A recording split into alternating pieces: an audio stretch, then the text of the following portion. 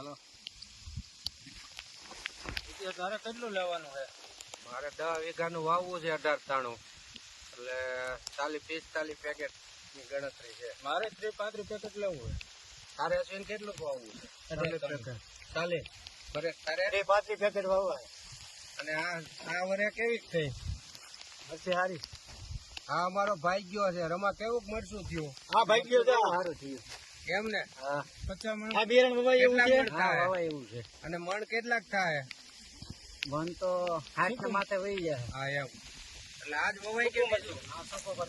અને રોગમાં કેવું? રોગમાં કઈ વાયરસ નથી આમાં. વાયરસ નથી. ઈ પ્લસ આનો કલર કેવો? કલર બહુ સારો. આમ માર્કેટમાં આયલા જતા હોય તો સીધા 100-200 ઊંચા મંડે બોલાવા. એટલે બધી રીતે.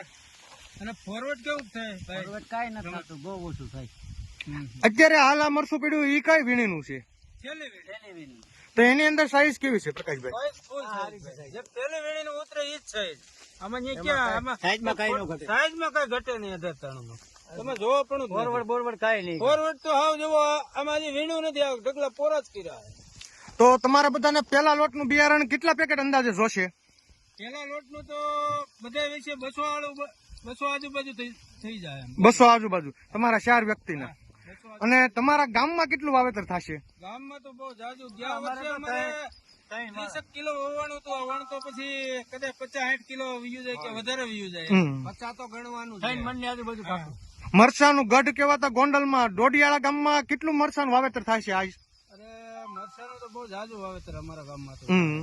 અને અમે 18 નો 80% માં 18 થવાનું. 80%? હા. અને 20% માં બીજું. એનું કારણ માલ એવો. વધારે વાવેતર આજ છે.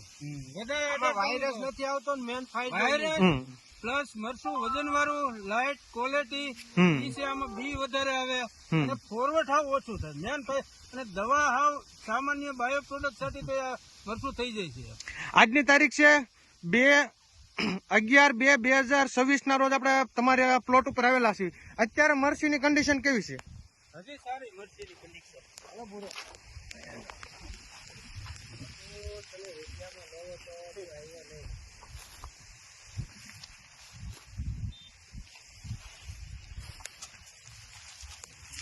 હજી અમારી મરસીમાં 45 મણ આળે ગાળે ઉતરી ગયું તો હજી આટલો માલ ભીરો છે. હજી અંદાજે 15 થી 20 મણ પાકું. 15 થી 20 મણ મરસું આવશે. 45 મણ ઉતરી ગયું તો 15 થી 20 મણ મરચું પાકું. પણ માલ જ એવડો. સતત માલ લાગેલો છે. તો પ્રકાશભાઈ થોડું જોવો નમી ગયું એમ. વાહ, માલ સતત લાગેલો છે. તો આવતા વર્ષે 18 વાવવાનું પાકું ને? પાકું વાવવાનું. બીજો છોડવાનું નહીં મૂકવાનું થતું. ઓકે.